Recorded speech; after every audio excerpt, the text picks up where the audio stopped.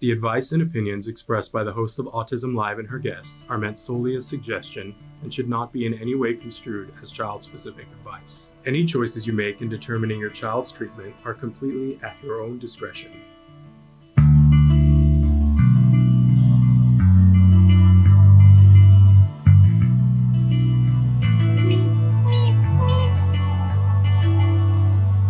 Good morning and welcome to Autism Live. I'm Shannon Penrod and so excited to be here with you this morning because we have Dr. Jed Baker on this morning.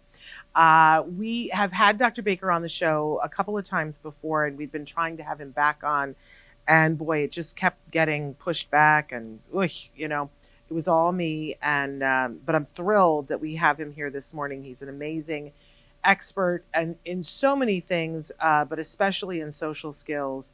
And honestly, one of my favorite guests of all time. So I'm so thrilled that he's here this morning. And I'm excited to be here with you guys this morning. We've been a little, we've been pre-taping some shows and that have been amazing. And I hope you guys are checking them out. And then we're doing live shows. This show is live. We are live right now. Today is Wednesday, October 9th. It is 2024.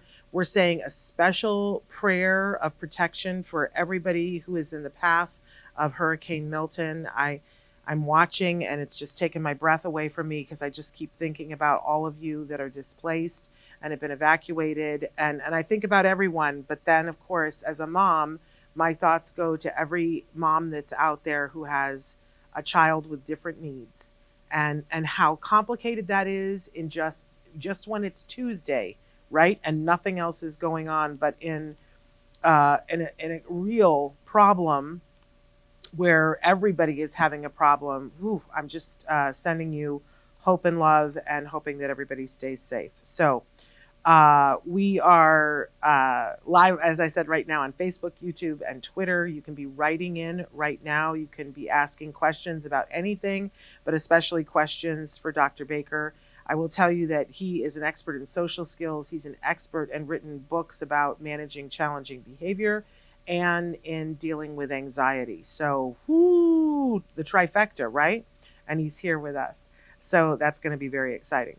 I want to remind everybody that we really love it when you guys are able to interact live. We know that the vast majority of you listen in podcast, and that's fine. But for those of you who are watching live, please feel free to participate because that's the thing that really makes us very excited. And you can write in on any of those platforms and it shows up here for me.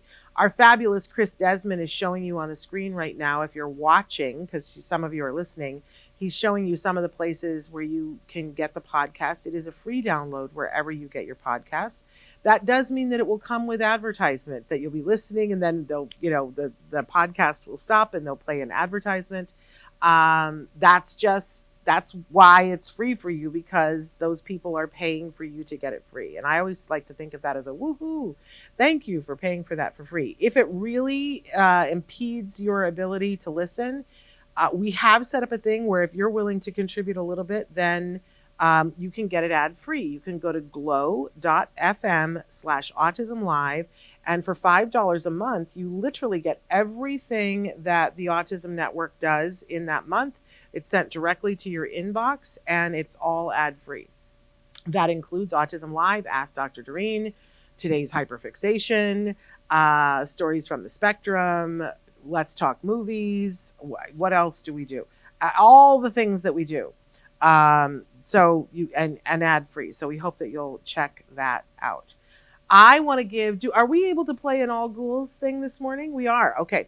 So I want to give a shout out because my favorite autism charity, and I love a lot of charities, right? So it's hard to have a favorite one, but it is my favorite one, Autism Care Today. And it's my favorite because its entire mission is to support families who have children, teens, and adults on the spectrum. We all know that it's expensive. Even if insurance is paying for your services, it's expensive. And there's other things that you need that you wouldn't need if your child didn't have a diagnosis. So Autism Care Today, there are lots of charities that say, for instance, hey, we're giving iPads away to people that need iPads. That's wonderful. But then if you don't need an iPad, then you don't fit that grant. And what Autism Care Today says is, what do you need? And if it is something that is for the benefit of an individual in your home on the spectrum, then you can apply for a grant. Now, they only have certain times during the year when grant phases are open, and there is a grant phase that is open right now. Today is the 9th. It is open until the 15th of this month. They've extended it. Originally, it was supposed to sunset yesterday, but they've extended a week. So you have until the 15th of October to put in a grant application. And you can apply for something up to $5,000. And it's a wonderful, I know, because I've sometimes served on the committee that chooses grants. It's so hard. It's heartbreaking because it's the double-edged sword. You're picking people who get the money so that they're able to do the thing that they need to do. But then that always means that there are other people who don't get it. And that's so hard. I just can't even tell you. So now I'm not on the grant committee anymore. So you're not writing to impress me. What I'm on is the fundraising committee, right? Because I want to raise enough money so that more people are getting the grant, and we have less of the heartbreak of saying no to people. So our biggest fundraiser of the year is coming up, and if you happen to be in the Los Angeles area, you really have to come. It's called the All Ghouls Gala. It is an adult Halloween party, and you can go to allghoulsgala.com and check it out. The tickets are for a Los Angeles party where it's open bar and you get lots of gourmet food. You really can't beat the ticket price. It's $125 a person. I guarantee you, if you went to any other event, it would be upwards of $300, and some of them are upwards of $500. So $125 because they like to make it accessible. But let's not be mistaken, this is a fundraiser. So there are other things at the party that you can participate, things you can purchase. Oh, the silent auction is so good. It just literally takes my breath away. There's so many things. My husband is like, where can I hide your credit card? Right? But good stuff. And then there's activities that you can participate in that are wild fun. We have celebrities. It's a good time, my friends. So I hope if you're in hi, Brian, so thrilled to have you here. I hope if you're in the Los Angeles area that you will come to the event. I will be there. Dr. Grant Pichet will be there, and a lot of other people that you've seen on the show will be there, and we'll all be raising money for these wonderful grants. So let's show you a promo, and I think this one is not as scary as some of the other promos that we've shown. Not scary at all. Talks a little bit more about what Act Today does. Take a look. Oh, it is the scary one. It is the scary one. Don't have children watching. This is the scary one because it is an adult Halloween party. So, no children in the room because it's a little scary. All right, let's take a look. It's that time of year. When the fear of missing out overcomes you. Well, at Act Today, we would rather light a candle in your window than curse your darkness. Because tickets for the 3rd annual All Ghouls Gala are now on sale. It's time for you to get all dolled up. There will be drinks, dancing, and plenty of food. Head on over to 3rd annual All Ghouls Gala at eventbrite.com to get your tickets now. And remember, the only thing better than one ticket is 2. So bring a friend. I should say, too, it is a costumes mandatory event. There is an amazing costume contest, which if you come, you'll want to participate in. It just adds another layer to it. There are some times that I walk around half the night and I don't know who somebody is, right? And I remember the first one that we had, Dr. Grant Pichet loves Halloween and goes all out for Halloween. And she came as Ziggy Stardust for, the David Bowie character with the spiky red hair. And I was at the event and I was working the red carpet for about a half an hour. And I said, has anybody seen Dr. Grant Pichet? Meanwhile, she'd walked past me 100 times and I didn't recognize her. Last year, she came as John Lennon in the Sgt. Pepper costume. And I don't know who she's coming as this year. It is, we will have to see, but pretty interesting. I don't know if she's going to stick to, she's been Prince before, but if she's going to stick to being huge legends, I'm looking at Chris Desmond to see if he gives me a hint. If he knows, I don't think he knows. Anyway, we wouldn't tell you here anyway. That would be terrible. We can't give away these secrets. But I hope that you will I was saying to somebody, there's 3 different things that you can do to support ACT Today.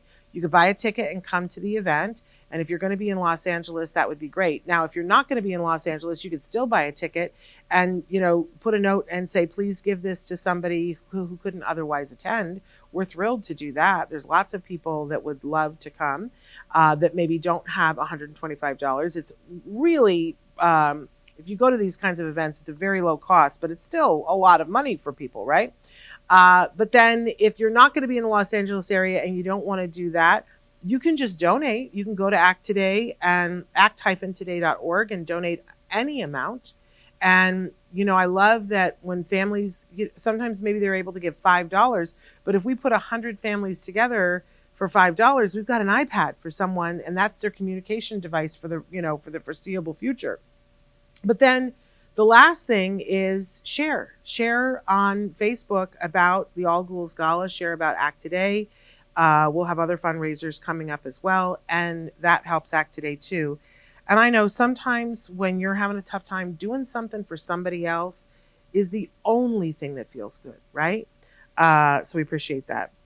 I see, I'm just reading, okay. That Brian's saying, I'll let you share your great words and voice. My latest mission is to target aggressively 2E and autism, and that's their dear child. I'm so sorry that he's having a tough time in grade 2. And we have unkind words for the school and teacher. I would love to talk to you about that because I'm on a tear about IEPs and making sure that our kids get what they're supposed to have in school. So that might be a side conversation for you and I to have about.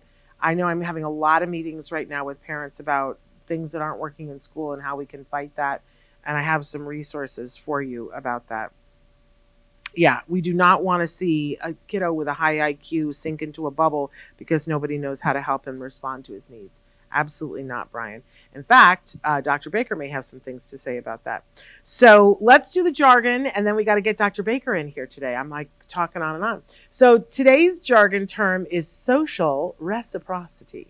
And I love this. And somehow we've never, ever talked about this term specifically on the show before. And I love the word reciprocity because I find that a lot of times, you know how you have friendships with people. And I remember when they were teaching my son levels of friendship that, you have some people that are really close and some people that are friends, right? And then people that are acquaintances, right? And for me personally, reciprocity has a lot to do with the level of the friendship. How much reciprocity is there? Because there are some people in your life. Can we all admit that there are some people in your life that you can do and do and do for them and with them, and when you need something, forget it. They're like, sorry, I'm busy. That doesn't feel like reciprocity to me. Friend reciprocity. That's not social reciprocities. But I love the word reciprocity. So let's go ahead. And we've changed this a little bit. We used to give you the actual definition, then we would give you a working definition. Now we're giving you the AI definition because we're in the AI world. So Google AI says that social reciprocity is the ability to engage in a back and forth exchange of social interactions where one's behavior influences and is influenced by the behavior of others. It involves the ability to initiate, respond to, and manage interactions. I found that very, very interesting. The whole idea about that you are influenced by somebody's behavior. Very, very interesting. So now let's take a look at another definition. And this one was from Goalie.com. Social reciprocity is about playing and talking with others in a way that feels fair and friendly. I like this because it doesn't mean we're doing exactly the same thing, right? Feels fair and friendly. It means taking turns, listening, and responding to what others say. When we practice social reciprocity, we learn how to be good friends and enjoy our time together. It's like a social dance where everyone gets a chance to participate and feel included. So Goalie, I really, there were lots of definitions, but I like this one because I like the word fair, right? It's the thing that Dr. Grampiche always talks about. It has to be fair. And when I read this definition, it made me think about, there was a conference that I was at a couple of years ago, and there were several panels at the conference that were only individuals who were adults on the autism spectrum, which I love. You know, if there's a panel about that, that's only the voice of those on the spectrum, I'm going to be there front and center. And there were two people on the panel who are very respected professionals and very kind of well known, that are very out there about being on the spectrum. And they were talking about their friendship and how their friendship works. And it was a man and a woman. And the woman was saying, you know, I know when I call him that I can just dump, and say everything. And once I get my stuff out, that he knows that he's going to have his turn and he's going to say all of his things. She said, but we both understand that we need to not be interrupted and not have somebody say, I know that happened to me too, until we're done dumping. And what I loved about that was that they had found this social reciprocity that worked for them. I think so often when people say social reciprocity, it's what they want, that doesn't take into consideration what the other person wants. But so that's why I really loved this one about fair and friendly. That may look lots of different ways. Your way of conveying I'm listening may look different than somebody else's. I used to assume that my son wasn't listening to me when he didn't make eye contact. And I learned that nothing could be further from the truth, that sometimes it was easier for him to listen if he wasn't looking at me. And that then, allowed me to know that he was listening, so that the conversation was fair and friendly. Oh no, I'm going to have a tickle now.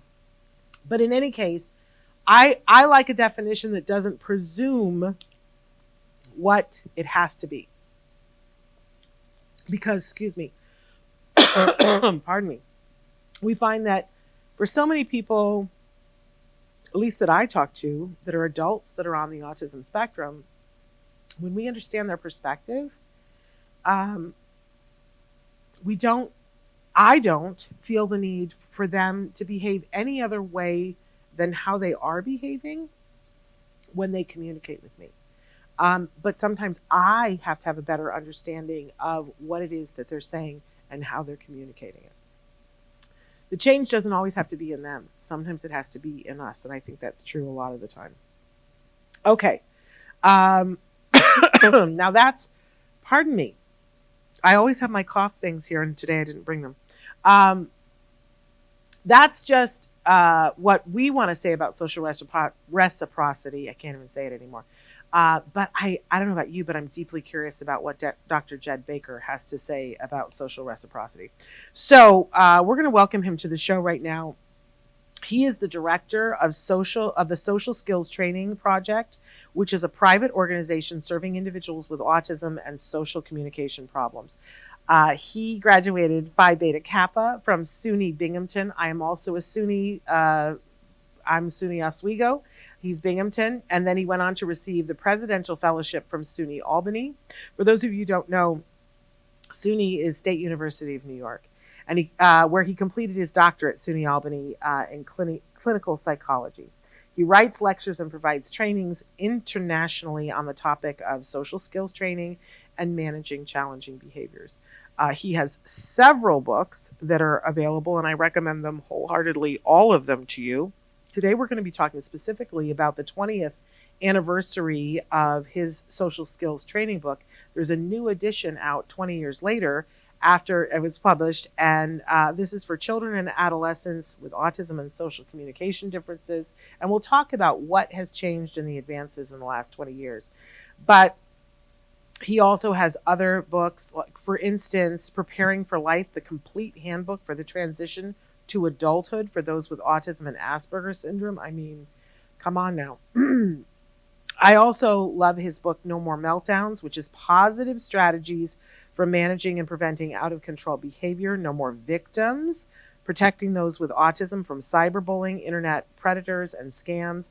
And gosh, a book that I love and recommend is every week to people, Overcoming Anxiety in Children and Teens, which is not written expressly for individuals on the spectrum, but there's an entire chapter that helps you to be able to take the rest of the book and apply it to individuals on the spectrum. I didn't know this. He has a book on school shadow guidelines. I'm going to have to read that. He's been featured on ABC World News, Nightline, the CBS Early Show, and the Discovery Health Channel. And he's one of my favorite people. And I always try to tell this in as quickly as possible that years ago, we had gone to Texas primarily to interview Dr. Temple Grandin. If you've ever seen the interview that I did with her in the car, we had gone to Texas specifically to do that. But while we were there was a New Horizons conference, and we were like, well, we might as well, catch some other people there. And I had heard of No More Meltdowns, and Dr. Jed Baker was there and speaking. And I was like, I definitely want to interview him. And Alexis Weinman was there, and Kara Kaczynski was there. There was a whole bunch of people. And we said, can we do some interviews? It was in a church. And they had this room up at the very top of the church where all the robes for the people who sing in the choir were hanging. So it was this very bizarre place that we were set up. And I had my son with me.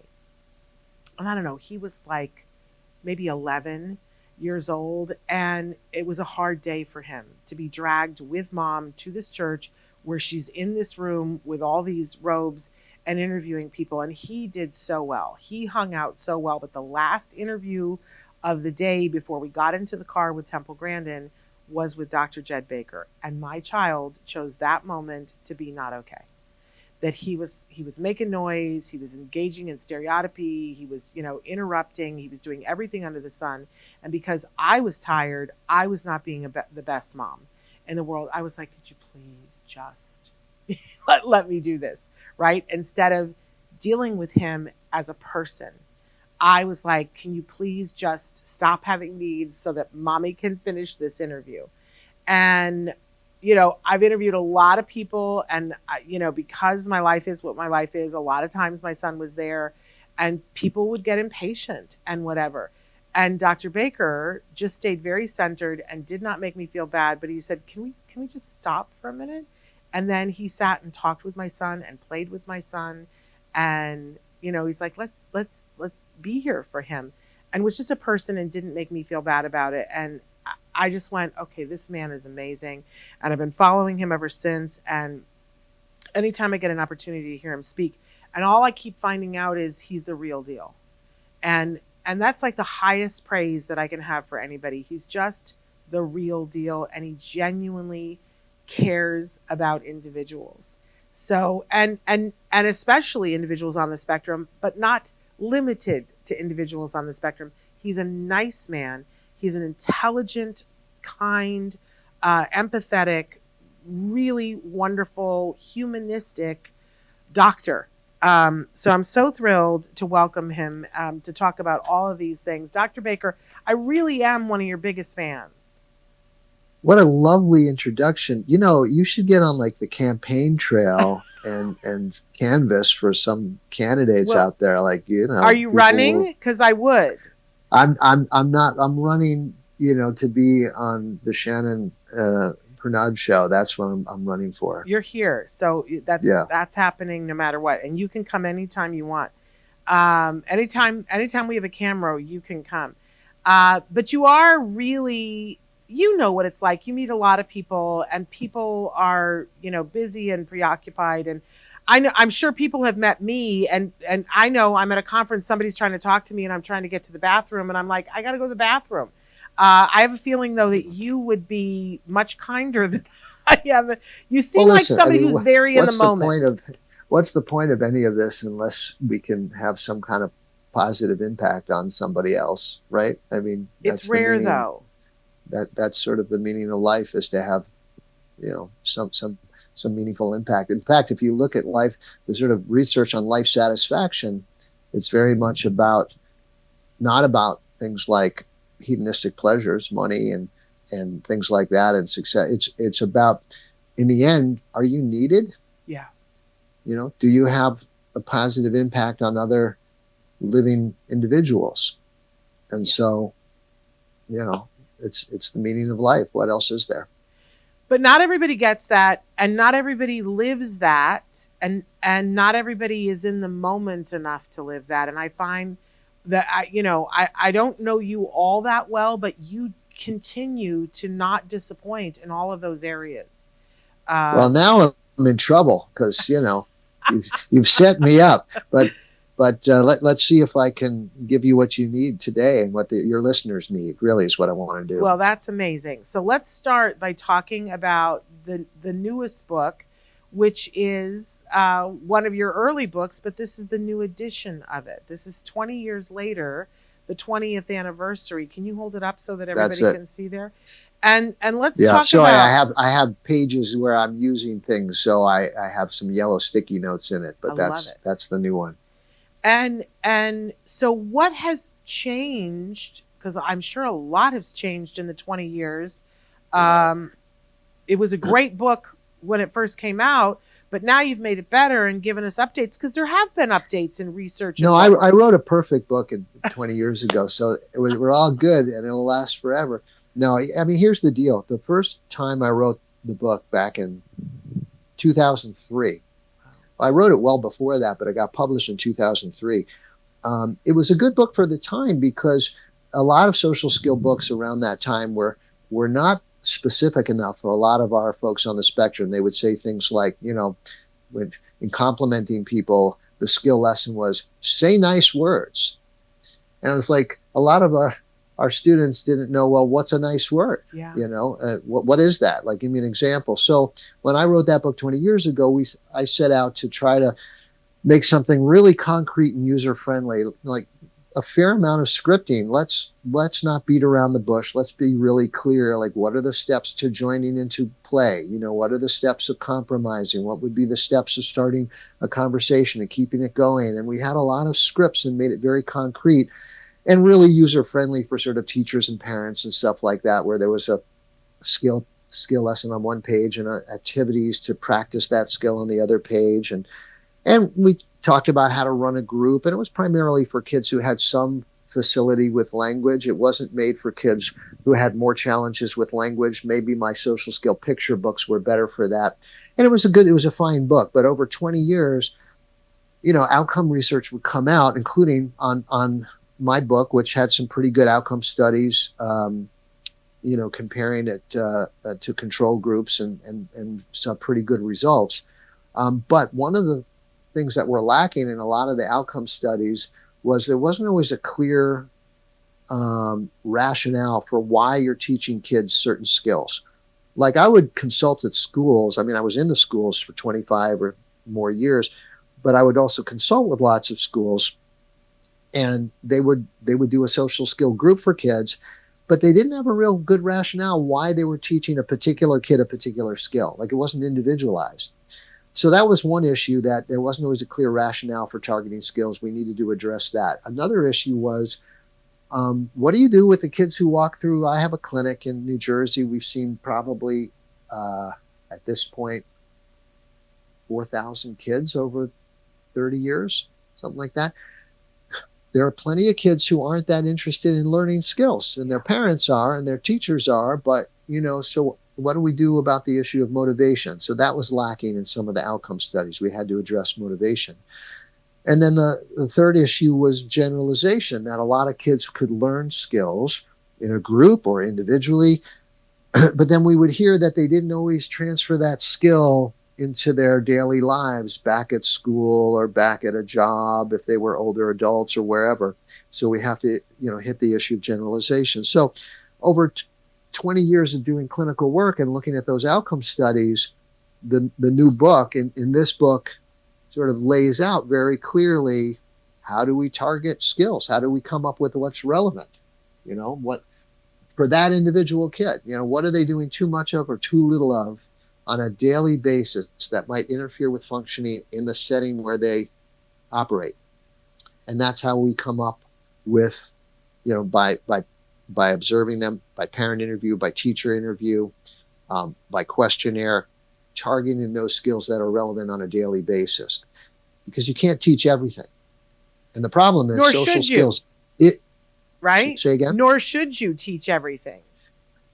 Well, it's not possible, because when I was part of a research project once at Rutgers, and we were going to do a study on teaching skills to those students that were in this Rutgers program.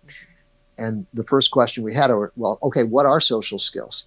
And it turns out anything that has a social impact. Doing a math problem is a social issue if I'm doing it in front of someone and they think I'm showing off, or I can't do it and now they don't think I'm that bright or something and they're giving me a hard time. Like, if it has a social impact.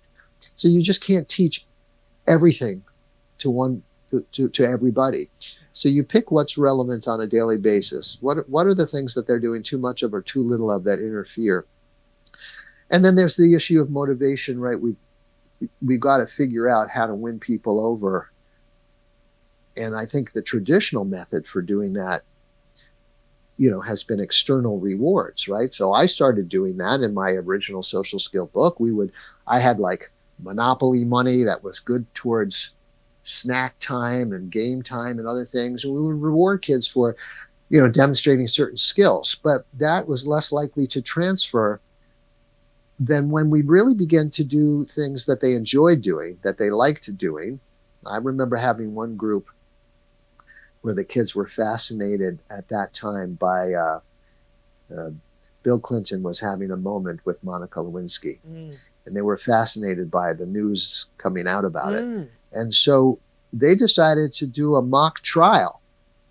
And we used that as the thing we did in group to sort of teach skills, to work on conversation skill, articulating oneself, following gestures, all these kinds of things in the context of an activity that they really enjoyed. Right? Also, what do you do with the kid who walks into the office and says, I don't want to be here. Yeah. I don't need these skills. And the parents are saying, hey, he's, talking at people about his interests. He's, talk about social reciprocity, right? He's lecturing people. There's no back and forth. He controls play. He doesn't let people play what they want to play. He has to do what he wants. But he doesn't care about dealing with any of that. How do we win him over? So we've learned over 20 years how you win people over. The first thing you do with a client, or the first thing that we do that we've discovered works better, is to talk about their talents and their strengths and their abilities, what we now call a strength-based approach, before you ever talk about any challenges. And the only reason you talk about challenges is so that they're not in the way of the person's strengths. These strengths are the things that will take them places in life. And you talk about challenges as something that you don't have to overcome, but we just want to tweak it so it's not in the way of those great talents of yours, And for less verbal kids, we have that kind of discussion with the parents and the team, so that everyone on board knows that individual's talents and strengths. And then we also take a collaborative approach. I borrow from a colleague, many of you may know Ross Green's work. Do you know Shannon? Yes. Ross Green? Yeah. He's a pretty famous guy, talks about collaborative problem solving. And he has articulated in pretty clear language a simple way to do what all us therapists have always been doing, this sort of collaborative problem solving, where the kid is having some maybe social challenge and you get the kid's perspective on that challenge. Like, why do they think it's happening? What is it about for them? And then you invite the kid or the young adult or whomever to think about how they want to solve that problem. And so in the end, you come up with a sort of therapeutic contract and agreement that was something that you collaborated on with them, that they wanted to do.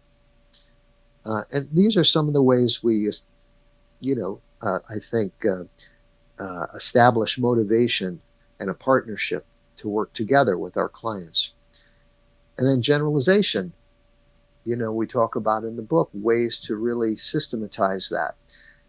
So, Shannon, I'm going to make a music analogy, if that's okay. It is. Because I think I mentioned to you before, I'm a drummer and I used to play in a bunch of bands, and I'm trying to get back to it now. The best way I learn music is if I hear the song and someone gives me the sheet music. and I can listen to the song while looking at the sheet music. I've never been a great reader of music, but you get better at it when you understand how that notation corresponds to what you're hearing when you listen to the music. So I'm listening to the music, and I'm looking at the musical, written notes. Then I try to play it with the music there. And then afterwards, somebody maybe gives me feedback, or I look at the feed or listen back to see how I did it. And that's how I learned it initially. And then the next time we have a rehearsal, I do the same process. I listen to it, I look at the music, I play along with the sheet music. And I keep doing that until I don't really need the sheet music anymore. And at some point, sometimes I just need the sheet music nearby. And I don't really look at the whole thing. Maybe I just look at a moment, a little bit of it. So this is what we need to do for social skills training. And this is what we've sort of learned over that 20 years of how to sort of create cue cards for teachers and parents, which is the musical sheet music.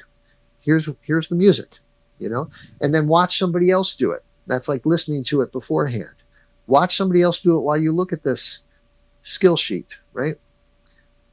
So we're modeling it for them, and then you practice it. Now, if you want to generalize the skill, I still have that cue card. Just like if I'm going to do a jazz gig in a couple weeks at a local coffee dessert place.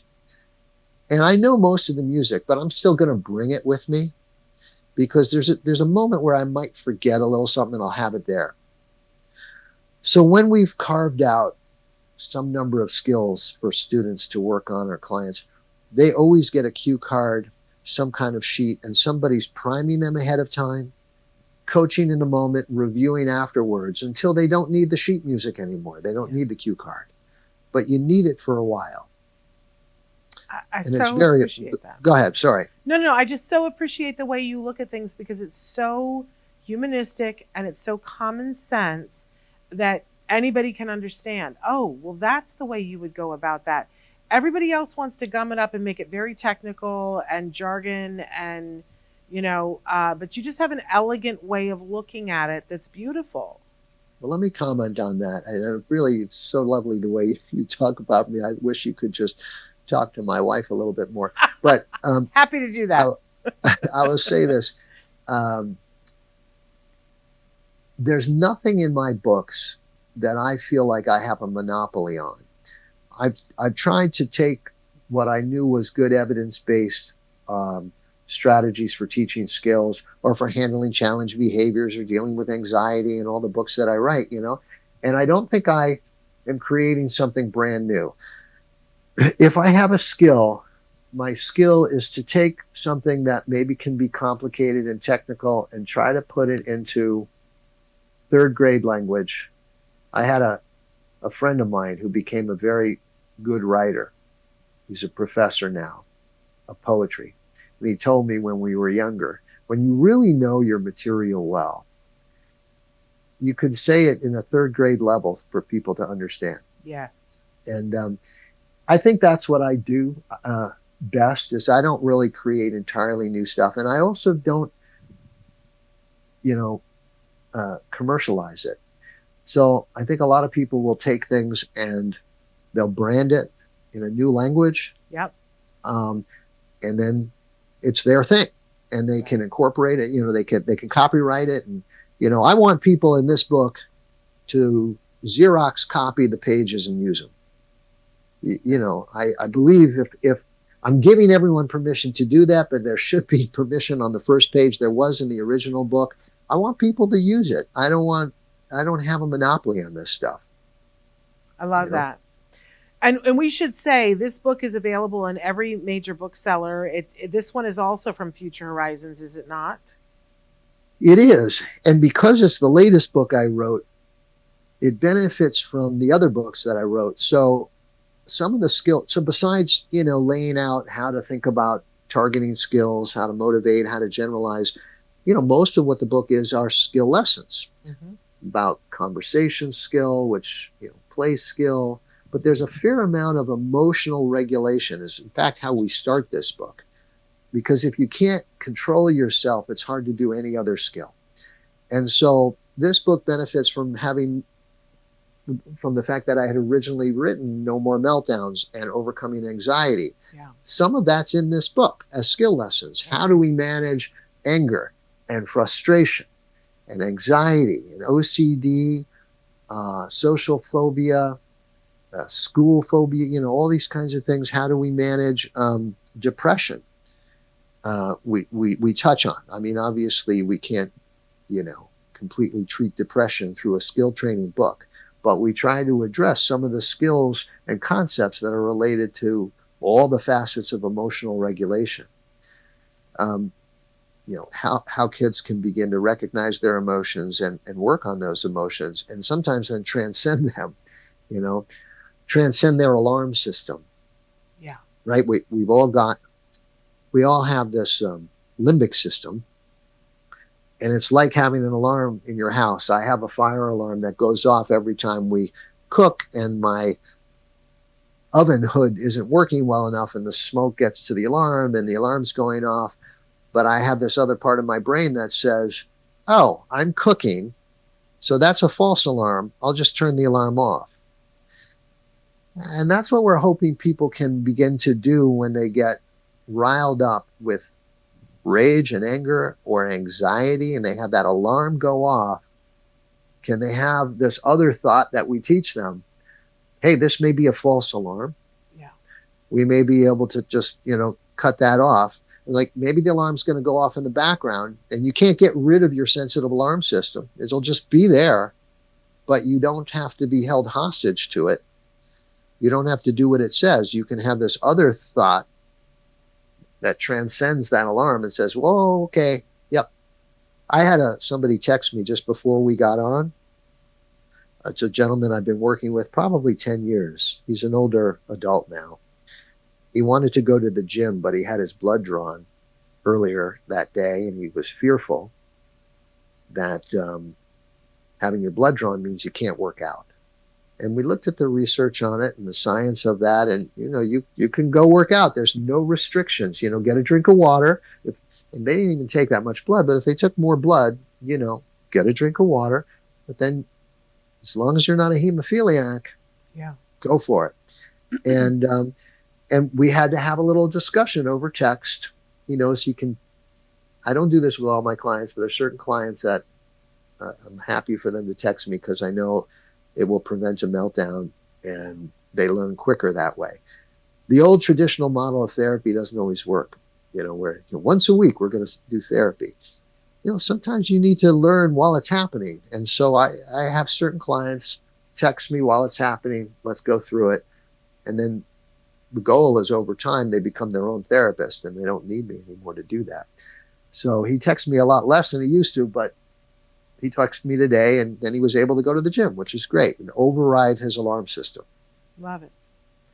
I'm going to talk just for a second about the Overcoming Anxiety book, because you detail in that book, it was such an aha moment for me.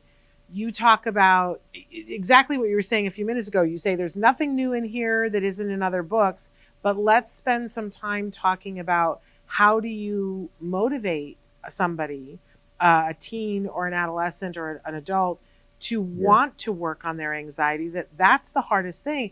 And that just resonated with me so much, because if somebody doesn't know, if a 13-year-old who's on the spectrum doesn't know anything but having anxiety, why would they want to work on that? They don't feel like there's a benefit to them. But so much of that was such an aha moment for me about, oh, wait a second. We need to, even though we know there's a benefit for them, we need to have them feel like there's skin in the game for them of why they would want to work on it. When I had that, huge. Yeah, go ahead. No, it's just huge for me. Yeah. Well, I had that first moment of thinking about this kind of thing when I was actually in grad school. I was in Albany, and one of my supervisors was David Barlow, who was a big guy in the anxiety world and probably responsible for most of the diagnostic criteria for anxiety disorders that now exist. I think he's in Boston now and part of Harvard, I think now, but or Boston University, maybe one or the other.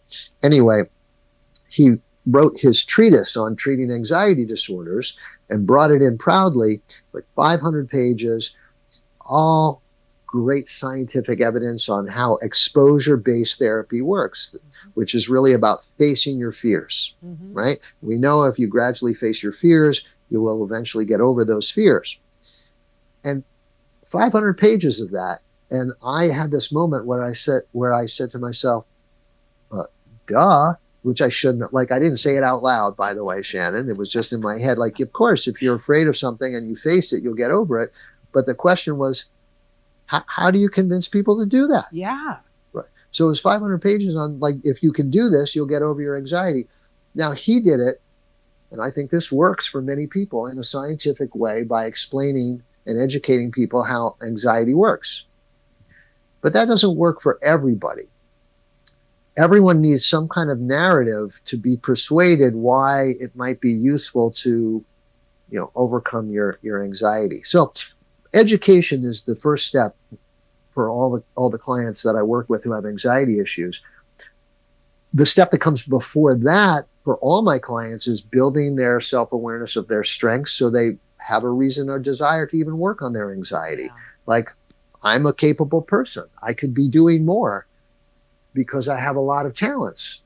That's why you want to work on maybe your anxiety, so it's not in the way of your strengths. And you don't have to get rid of the anxiety. We just have to get it to the point where it's not in the way of those talents. Yeah. But then the education is really helpful. I have a student now I'm working with. He doesn't want to go to school. He's been long history of school phobia, as well as some other OCD related fears. He has a lot of rituals around showering and cleaning and other things before he can ever get out the door. So sometimes he's just really late to getting anywhere. But the education for him about his alarm system and the sense that you could have these false alarms, and the only way you'll know, is if you pick one of the things to do and face that fear and find out nothing bad happens. And it's sort of doing a little. He's a pretty verbal, bright kid, so I can do some brain discussion with him about the reason we have this alarm system is because literally stuff that we see and hear that scares us has a direct line from our eyes and our ears to the limbic system. It bypasses the cortex. It bypasses your sort of reflective thinking ability. So it's quick. And so at a very deep, primitive level, you feel this is dangerous. Like, I have to wash my hands 100 times or otherwise I'm going to die. Like, this is dangerous. And sometimes explaining how the brain works is a narrative that can push people a little bit to consider, okay, maybe that's not true, that it's just a real danger. Maybe that's just because I'm wired that way. And even though I feel at a gut level this is dangerous, maybe don't trust my gut in this situation. Trust the science and the cognitive, the cortex. I refer to, this, I refer to that as Dr. Banner, the cortex, and the Incredible Hulk is the limbic system. I like to use Marvel comics to explain this to kids sometimes. Or Dr. Jekyll and Mr. Hyde if they're a classics reader, And you can override that direct wiring by having the scientific thought, as Dr. Banner would.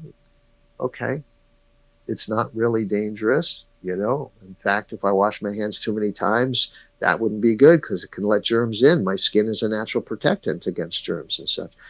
So the book on anxiety and what I try to do and everything is, yes, the science is exposure, but the art of doing anxiety therapy is how do you persuade someone to gradually face their fears? Yeah.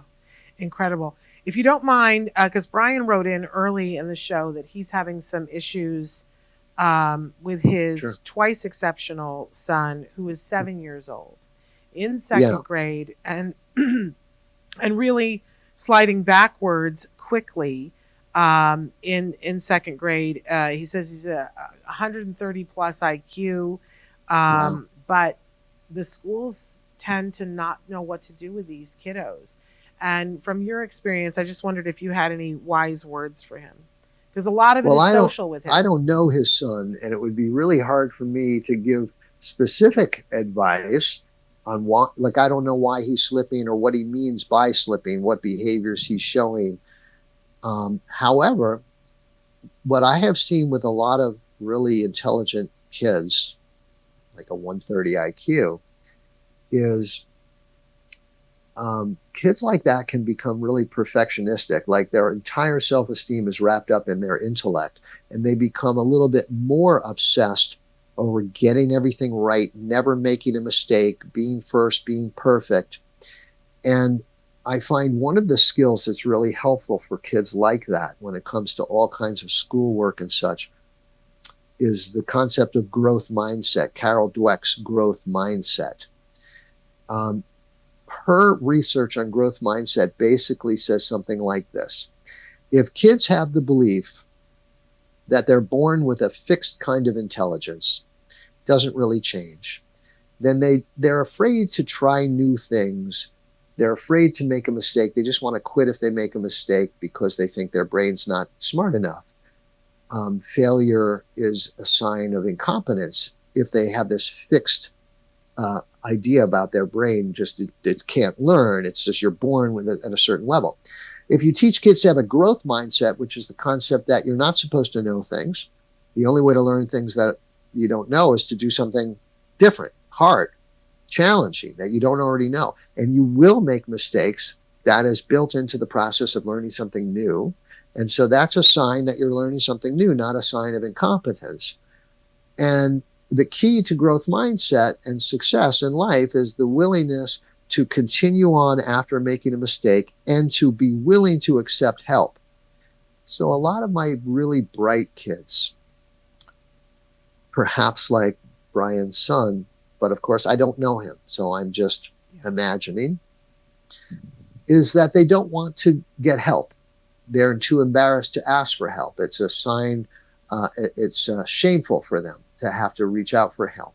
And as a result, and then their perfectionism kicks in, and then they have meltdowns when they, encounter something that's frustrating or challenging for them. So that's one skill I always, think about teaching.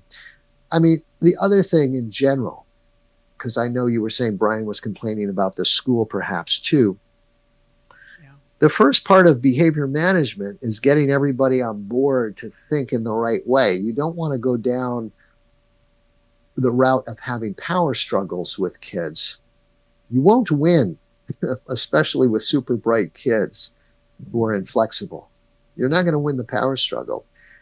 You've got to maybe understand they're not doing this on purpose, right? There's some reason, and we have to figure out what the trigger is for them. And, their perspective on it. And so once again, to sort of take that Ross Greene's collaborative problem solving approach, if there are problems for, was it Ben? Am I getting the name right? Ben? Brian's son. Brian's son. He's a bright kid. He's got a 130 verbal IQ. Let's hear what those problems are from his point of view. So if he was having behavioral problems in the school and melting down, or he's not doing the work, why? Is the work boring? Does he think he's incompetent and can't do it? Does he think it's stupid that he doesn't have a buy-in to it? Because there's a lot of kids on the spectrum feel, this is not relevant for my life because I'm going to be a game designer, and so I don't need to know Spanish, for example. But you do if you're going to program games in Spanish, by the way, and make more money that way. Yes. So the point is, let's get his point of view. Let's figure out what the triggers are and the problems are from his point of view, and working with his perspective, we'll have a better sense of how we can, solve some of the problems that he sees. I love that. And just so you know, you're right on the money. He says perfectionism is very real for him. And that he's going into an internal bubble because he is bored. He gets no material of interest, therefore no need to do the school tasks. So exactly what you said, and that they are problem solving, trying to work with the school and the teacher to get on the same page. He does say that when he goes into his internal bubble, there's pacing and wandering in the class, etc., which is what you would do if you're bored and you're looking for something other. Right. Or if you're self-regulating, like Yeah. a lot of kids, it's okay to pace and wander in a class as long as you're being productive. That's okay. Yeah. Or, set the desk in the back of the room. So if he has to pace, it's not disrupting everybody else. That's okay to do.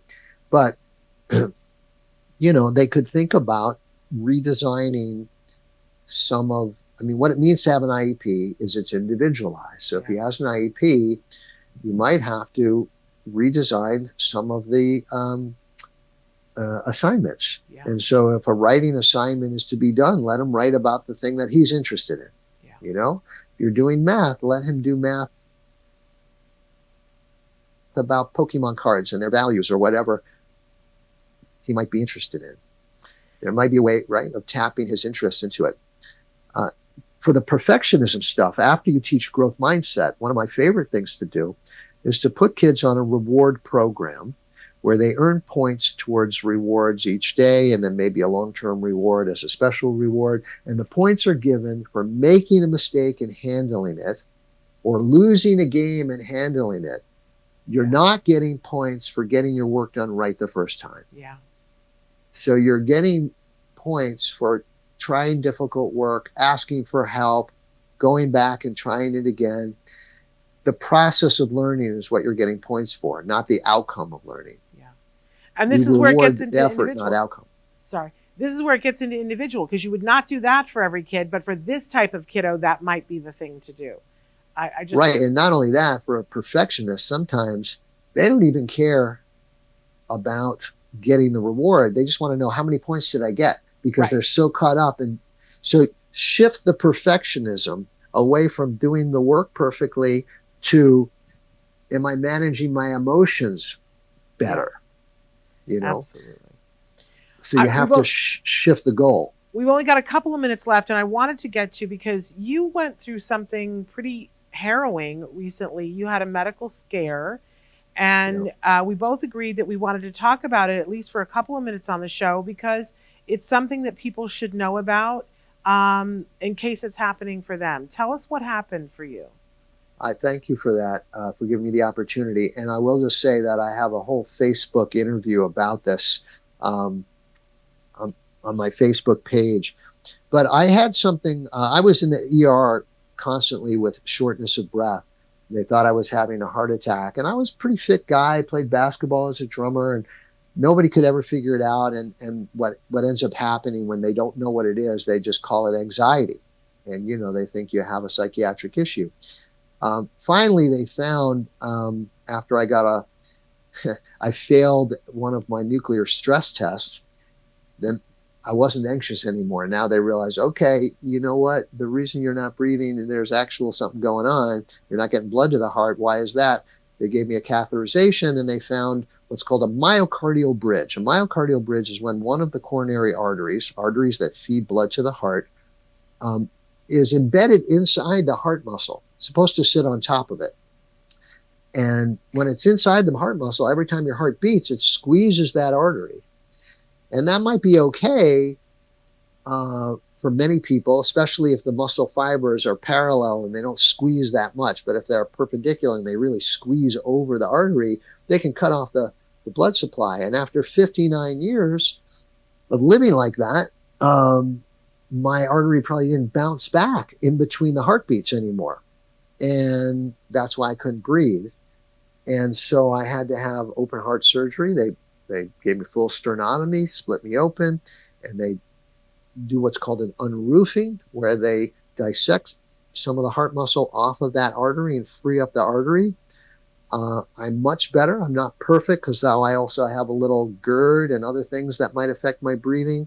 But I want people to know about it, because most cardiologists have been trained that myocardial bridges are benign. And there's some data to suggest that when you really look at catheterizations and other things, you find Myocardial bridge is quite common. And in fact, on autopsies, it looks like 1 in 5 people might have a bridge. So most bridges don't cause problems. But some bridges can become symptomatic and also lead to fatalities and heart attacks. And I was on my road to that. If I didn't discover it, I was lucky.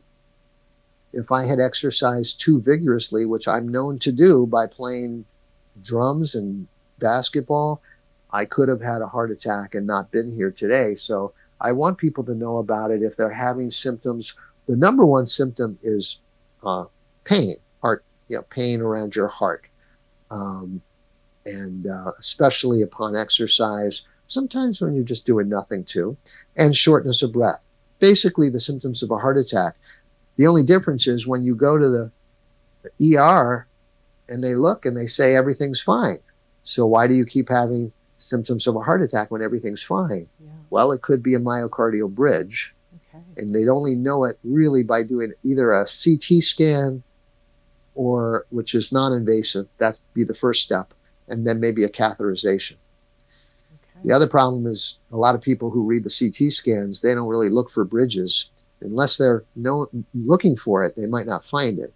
So that's my public service announcement for anybody out there who might be having these weird, unknown kinds of symptoms like I had. I'm confident that somebody needed to hear that. Before we're over time already, but really quickly, where can people find more information about you and your books? Well, you can go to my name, jedbaker.com, which is the same as my website, socialskillstrainingproject.com. It's one website with my books, where I might be doing some conferences, as well as access. There's a ton of, for teachers and professionals out there, there's a ton of continuing ed stuff I've done with Pesci and Heisel and Associates, where people can get continuing ed credit for going to some of my workshops. So that's all on that website. And on my and they can, on my Facebook webpage also has some updates sometimes when something new has come out, like those continuing ed seminars that I've done. Socialskillstrainingproject.com and jedbaker.com. Those are the places they can find out more. And you really can get the books in any major bookseller, and they're available on Future Horizons website as well. So that's right. Help yourself to these books, you guys, because they're very low cost and amazing. I appreciate that. I think I try to keep them user friendly, so for parents and also for educators, both. No, they're wonderful. I literally recommend Overcoming Anxiety at least once a week to people, because I find that parents need something. Whether it's for them or for their kiddos, they need something and a place to start. And it's written better than anything else I've read, Dr. Baker. I'm so pleased you said that. Thank you so much for that. Like I said, I try to put it at a concrete, simple level. And sometimes it's a little repetitive because the concepts repeat themselves over different anxiety, for different anxiety disorders, but the concepts are similar of what we're trying to do, but the stories are a little different. And in that book, I tried to have case examples for each kind of anxiety disorder so people could apply it to their particular situation. It's just amazing. And please help yourself to this 20th edition of the Social Skills book. You will not be sorry that you have that. Dr. Baker, you just don't disappoint. And I'm happy to tell your wife that.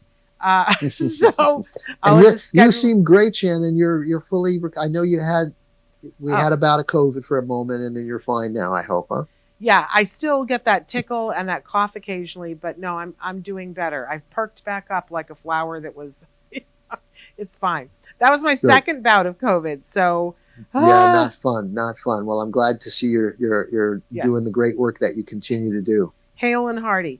Well, if you're ever in the Los Angeles area, you need to let us know, because we'd love to have you in studio. But we'll do. It's a lot warmer than New Jersey. It certainly is, especially during certain times of the year. But thank you so much for being here. And I'm so glad. And so, they wrote in and said, glad that the surgery went well. I am too. because you're still here with us. And that's an amazing gift for all of us. So thank you so much for everything that you do. Thanks, Shannon. Really appreciate you. it. Really appreciate you having me on. I appreciate it too. We're going to say goodbye to you. I'm going to close out the show here. I just want to say to everybody, don't forget, if you're in the Los Angeles area, come to the All Ghouls Gala. And we are back on Monday. We're here with a full, I know we haven't been doing live Ask Dr. Doreen, but we're starting that again next week. At least that's what I've been told. And we've got amazing guests all next week. So you're not going to want to miss it. I think we're live all next week. So join us then. Until then, give your kiddos a hug from me and one for you too. Bye-bye for now.